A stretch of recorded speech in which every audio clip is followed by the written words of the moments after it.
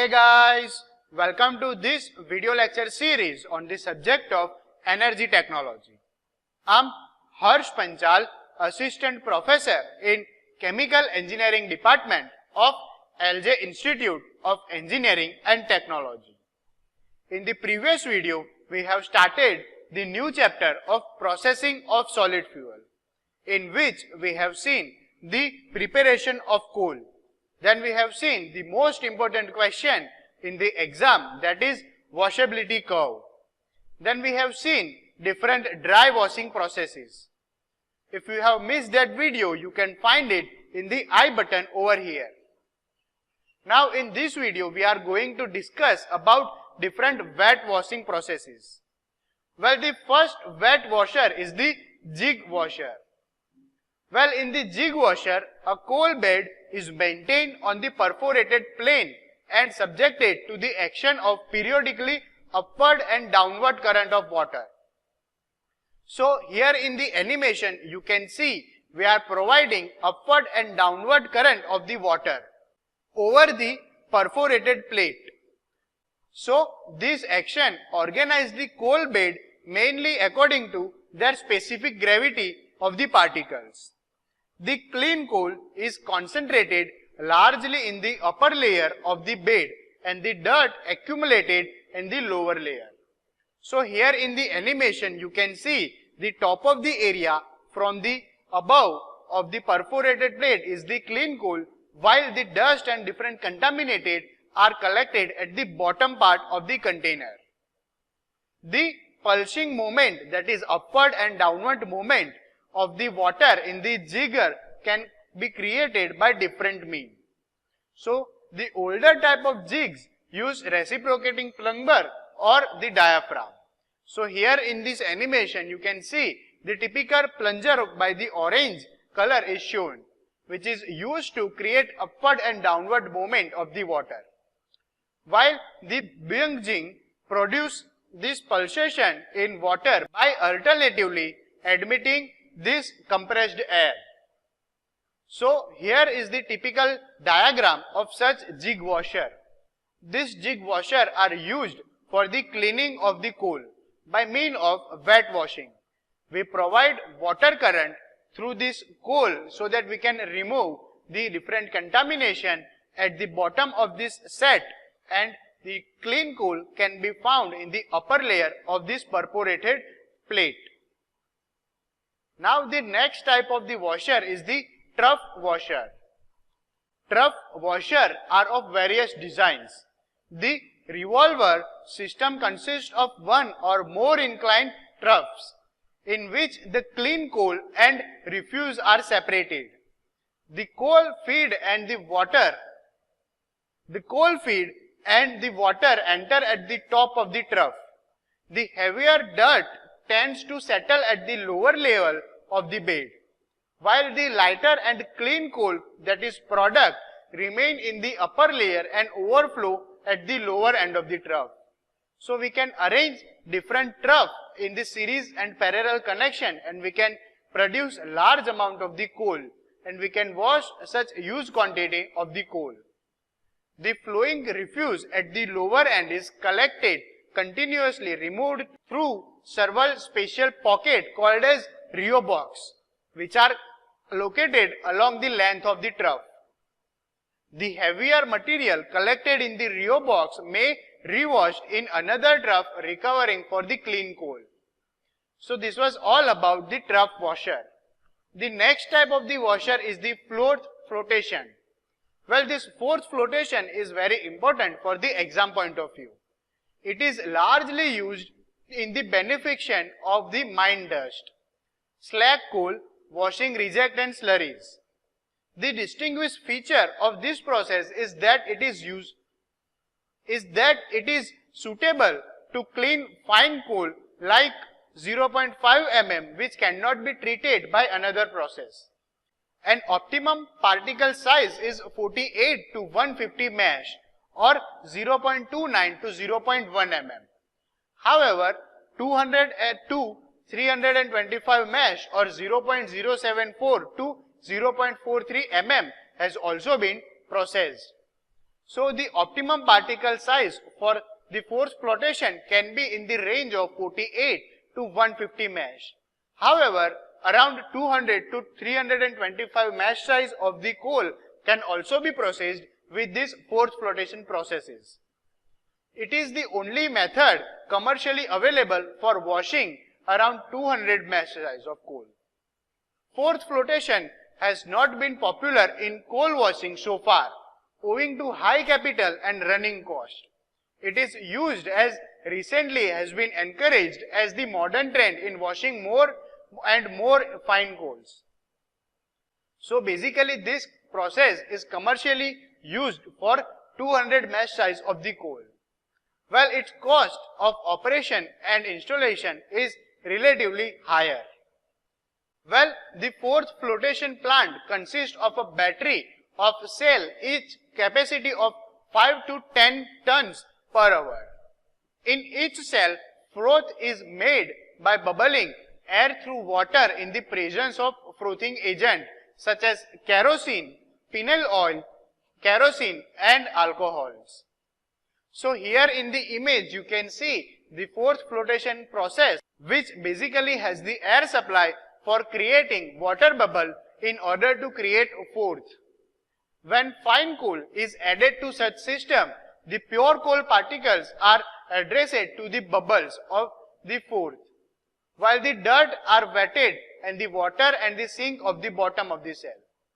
So the coal particles now collected and accumulated on the water bubble, while the dirt and contamination is then collected at the bottom of such container. So this was about the forced flotation. Well, now the next type of the wet washer is the cyclone washer. This washer is also important for the exam point of view. The most distinguished feature of this washer is high quality of separation, a high flexibility of operation with regard of the percentage of near gravity material, coal particle, feed rate and separation gravity. So basically this type of the separator or washer is used for the high quality separation. The modern cyclone washer comparably favorable with the jigs in the capital cost. The slightly higher maintenance cost of cyclone washer is more than the compensation by the higher efficiency and greater flexibility. So this cyclone washer can be costlier than the jig type of the washer. But this cyclone washer provide higher efficiency and they are much flexible compared to the jig washer. So it is advantageous to use cyclone washer. Cyclone washer operate essentially on the principle of the settling chamber, in which gravitational acceleration is replaced by the centrifugal acceleration. So the coal is now centrifuged in the cyclone separator and the gravity effect is then replaced with the high centrifugal acceleration. Well, here in this animation you can see the typical cyclone washer. The coal industry use low pressure horizontal cyclone wherein the centrifugal force is about 40 times greater than the gravitational force, and for the particle small as 0.5 mm. On the other hand, the use of low feed pressure reduce energy consumption and simpler in installation of such cyclone washer. The cyclone washer are usually built in normal capacity of 70 to 150 tons per hour. So here in this animation you can see the typical cyclone washer, which basically convert this gravitational force into the centrifugal force, which is much higher, around 40 times greater than this gravitational force, which then separate the pure and clean coal and remove the dust particle present in the coal. So this was all about the wet processes or wet washing of the coal. Now let's discuss the most asked question from this chapter, that is gasification of solid fuel. Well, gasification is the process of generating syn gases or synthetic gases. Well, this synthesis gas is nothing but it is a mixture consisting of carbon dioxide, carbon monoxide, hydrogen and different hydrocarbons such as methane or natural gas. and some amount of water vapor. In this process of gasification, coal is blown with the oxygen and steam, and it is also heated under high pressure.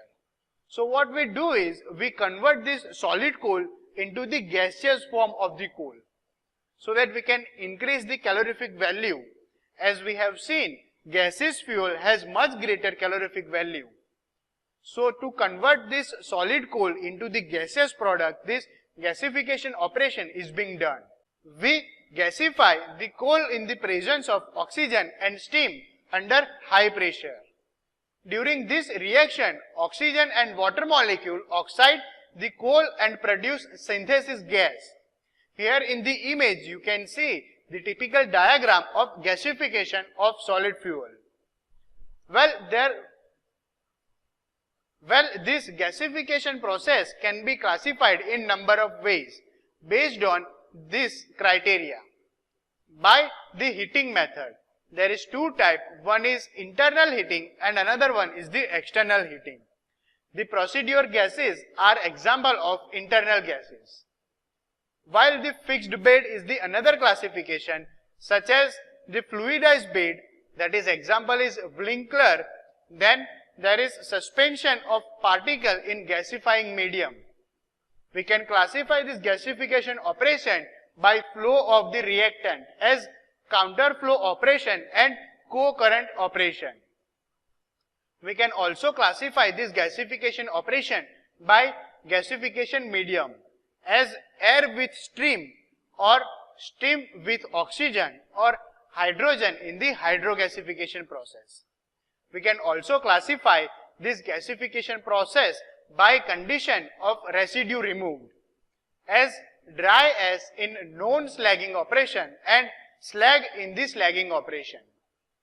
Now let's see the second type, and that is liquidification of solid fuel. Well, the term liquidification of solid coal is used to convey all the processes that convert solid coal into the liquid product, which may be either used directly as a fuel or converted into the chemical. This is also known as coal to liquid, that is C2L techniques. So basically liquidification is the nothing but the process of converting solid fuel such as coal directly into the liquid product, so that we can increase its calorific value and heating value. We can either directly create heat source or we can create different chemicals. Specific liquidification technologies generally fall into two categories. One is the direct and another one is the indirect liquidification processes. The direct processes are based on the approach such as carbonization, pyrolysis and hydrogenation. Indirect liquidification processes generally involve gasification of coal to a mixture of carbon monoxide and hydrogen. Often they are known as synthesis gas that we have seen in the previous section. Now using Fischer-Tropsch processes, we can convert this synthesis gas into the liquid product.